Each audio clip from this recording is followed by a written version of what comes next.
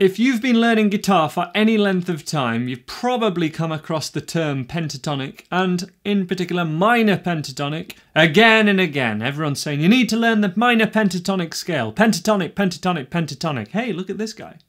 However, it can be really difficult to be able to take this scale that perhaps, position 1 of the minor pentatonic scale, and see how that relates to any of the riffs that you end up learning, because the riffs may move position or be in different keys, just in different locations on the neck, and it can all be very confusing. What I would cover with any one-to-one students in that situation is always show a range of riffs that use that same scale. This one's pretty much the simplest scale that you can learn to play on guitar, and then show how the scale relates to those riffs. Now, if you've never covered this scale, so for example,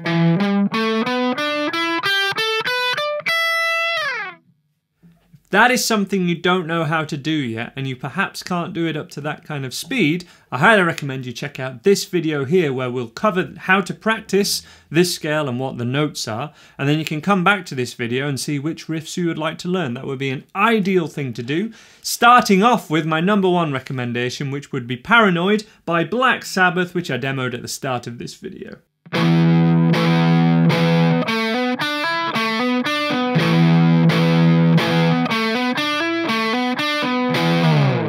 This riff is in the key of E and uses the E minor pentatonic scale, which you should hopefully be familiar with, as the framework along with the E power chord.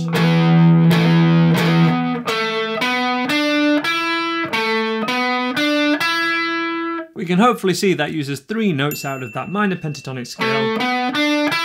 And I can't think of any better example that uses the minor pentatonic scale that you're familiar with already in a riff context. And this is so important. Whenever you learn a scale, be sure to learn how that applies to real music. Learn riffs with it, learn solos with it, apply it to real music, learn it in different keys, etc, etc. So that's my #1 recommendation. Links to full tutorials for almost every song we're covering in this video are in the description on YouTube and on the website, including one for this second example, which is Heartbreak Hotel.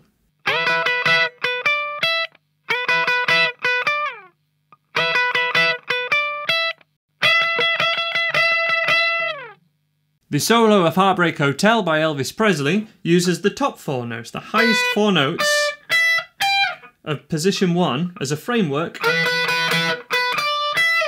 for the riff. The only thing there which is not beginner friendly would be this bend, which I wouldn't recommend anyone learn on acoustic guitar, but on electric guitar you may be able to do it, and an easy substitution can be just to do a flat first finger, kind of more Chuck Berry style. Such a good little guitar solo for everyone to learn. The link to that one is in the description as well.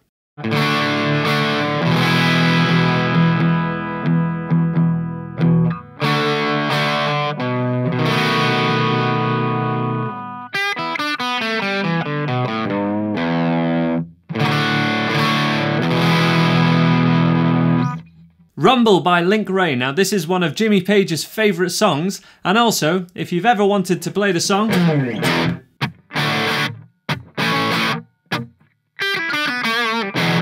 you've ever wanted to be able to do that, then Rumble and this little run is my #1 recommended run to learn in the open position of this same scale. So we've currently learnt this scale up at 12th fret, or with the E note starting at 12th fret. This uses those same notes, but in the open position. And this would come down every note in what we call position 1 of this scale. If you've never covered this open position, highly recommend checking out this video where not only do we learn this one position, but we cover 10 riffs, kind of blues style riffs, blues influence riffs anyway, all in this open position, all using these notes, which are absolutely the easiest riffs and notes to play on electric guitar, and would also be appropriate for acoustic guitar also.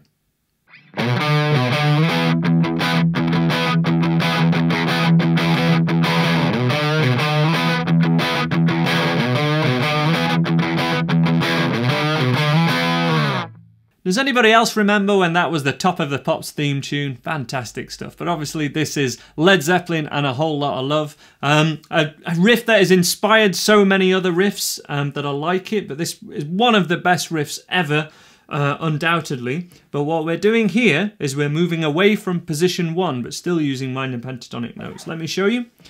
We've previously used the open position. We just came down the notes rather than going up and down it, because that's how the riff went. And here we're moving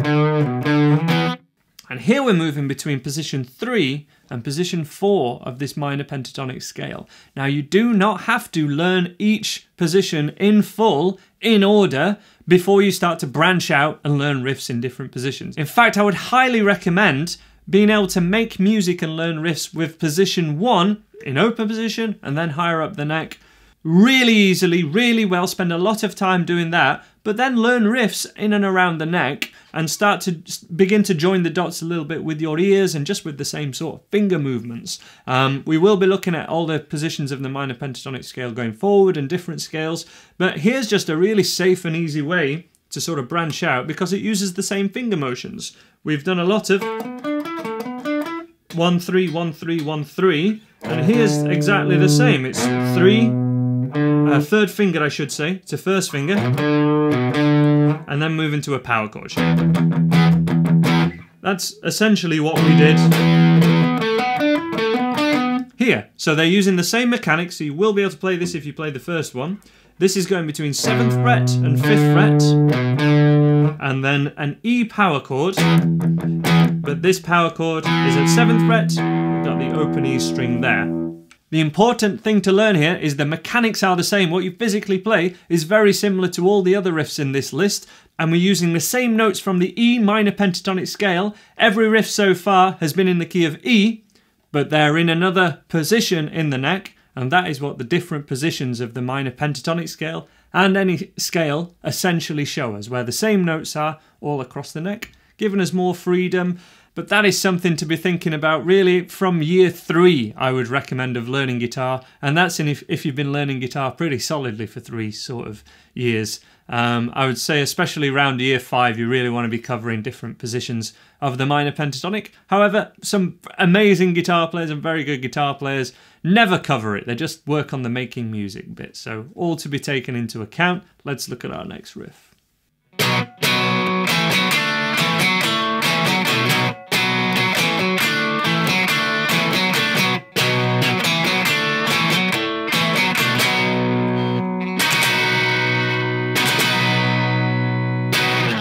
Number 5 is Jumpin' Jack Flash. I've got my Telecaster to get that Keith Richards twang, but this riff, I've done a tutorial for it in the past, and it's actually in open G tuning, or it can be played in open G tuning as well. It tends to be played by Keith live these days. This one is in standard tuning, and it uses the notes that we've sort of covered already are from our minor pentatonic scale. And what we can do is play double stops, or what is known as double stops, which is just, in this case, playing a pair of strings. There's a tab for this one in the description because it is a little different to how my tutorial is for.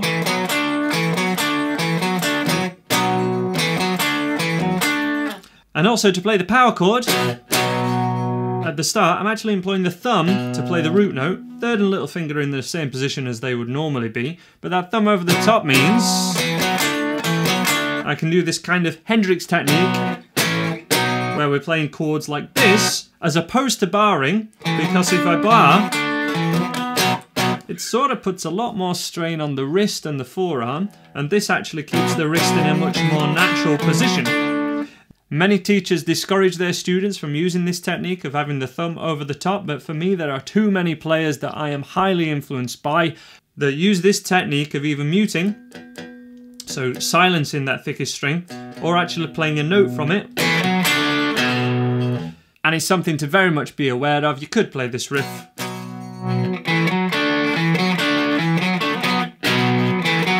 Keeping that thumb low and using the more orthodox technique. like you would in your scales. But again, half the point of this video is to sort of break you out of just walking up and down the scale when you're practicing a scale and employing some of the techniques that you'll end up using in real riffs. So that is one option. An honourable mention to Bitch as well.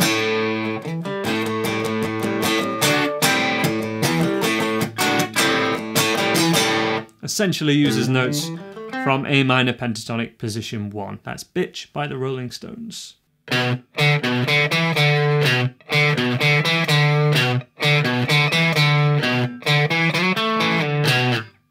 You're not from San Francisco, you're from Hunter's Bar.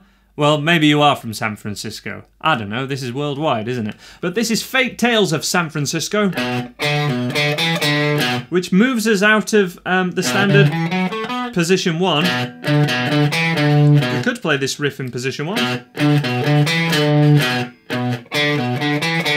But this slide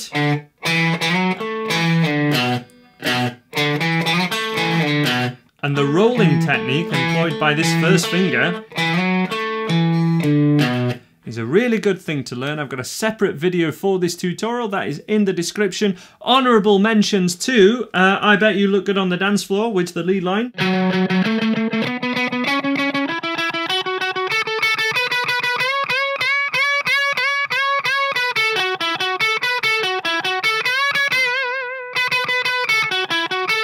All of that is minor pentatonic position 1. If you need a solo to learn with a minor pentatonic one, that is a really good one.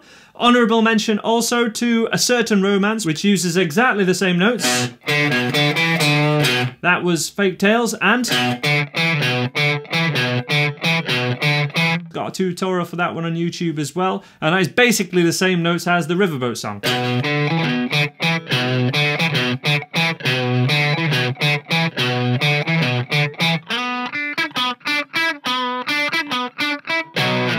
Absolute tune. I would highly recommend learning all of those. They're great songs, but also all around the same levels.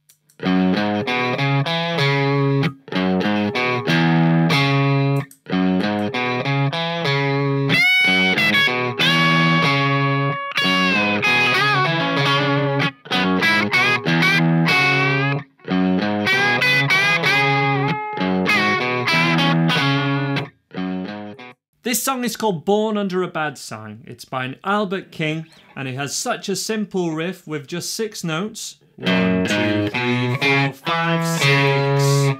If you wanted to do a really basic version of this, just play that riff all the way through the song, by which I mean along to the song.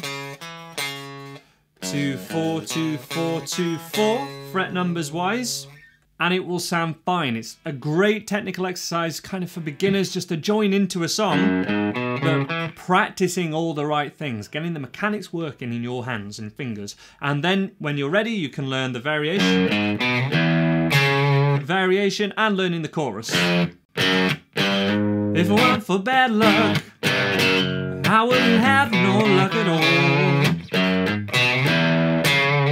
It's a really great riff, but it's also one of those songs that I ensure that most of my students kind of cover that I've ever taught one-to-one to start them improvising over. So if I make that loop again. That's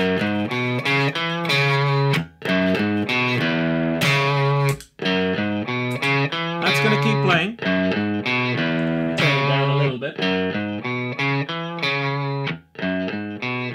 Let's turn it down a little bit there. This riff is actually in the key of C sharp. It uses the C sharp minor pentatonic scale, but in a lower position. So this is again a great riff to break you out of position 1, but use familiar mechanics, so you will be able to play this 1, 3, 1, 3. It's the same thing that you would do anywhere on the fretboard. It's perhaps a bit lower than you may be used to, and you can also start, as I say, as you can with most of these riffs that we've covered here, start improvising over them, and it will bring on your playing note end.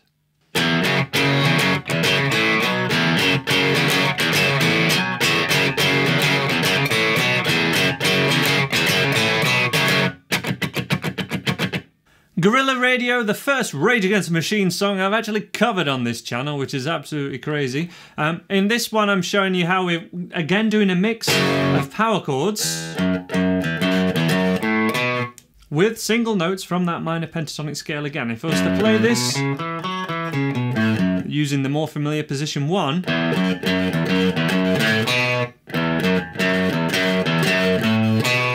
we would be using the 2nd fret and the 5th fret, but here we can actually just use the open and 2nd fret just on the thickest 2 strings,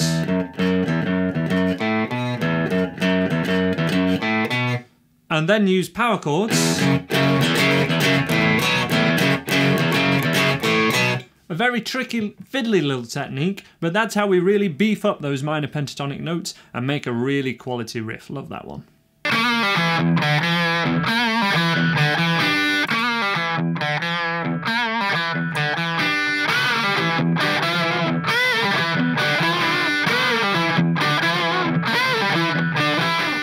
Are You Gonna Go My Way by Lenny Kravitz? I love this song. And again, we have this return to using the minor pentatonic as our framework at open position.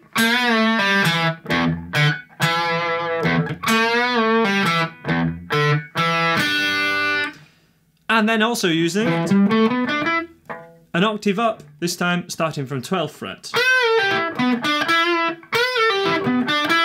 As they both use the same scale shape and they're an octave apart, they are both position 1 of the minor pentatonic. But learning this same riff in different note locations, it's a fantastic exercise. Great for your fingers, great for your musical memory, which will really help you to play riffs and solos much easier.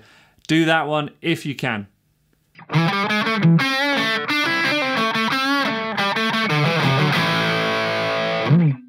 And finally, this one is Black Dog by Led Zeppelin. Now, I've cheated a little bit here because I've covered so many extra riffs in this little video. I thought I'd do a bonus one, which we are absolutely using notes from the minor pentatonic scale, position 1, A minor pentatonic. But here we're filling in one of the spaces we have between 2 of the notes, which can be known as using the chromatic scale. All the chromatic scale is just going up every fret, and often to be able to play the blues scale or to be able to play a lot of different riffs, we will often be using the chromatic notes, which are just all the notes adjacent to the ones in our minor pentatonic scale, or any note adjacent right next to the note that you're currently playing. This happens all the time. Often this would actually imply that we're using a different scale as our framework. However, as guitar players tend to be more shapes-based in our learning, it's really a positive thing to just think of a riff like this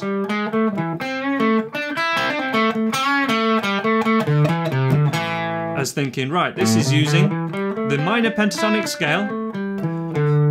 We're sliding down to different positions because we're moving left and right. We're not just staying in this one position. And we're also thinking about these notes chromatically and just using that minor pentatonic shape as a framework. That framework word is the best term I can think of to describe to you how to use this. I'll be doing more lessons in this series. I think it's going to be very useful for you guys. Choosing a scale, choosing riffs that work over that scale, giving you loads of ideas and lesson suggestions, and helping you guys to learn how to get around the fretboard a little bit easier. Thank you so much for watching. Please subscribe and check out more videos on this Andy Guitar YouTube channel if you haven't already, and I hope to see you again.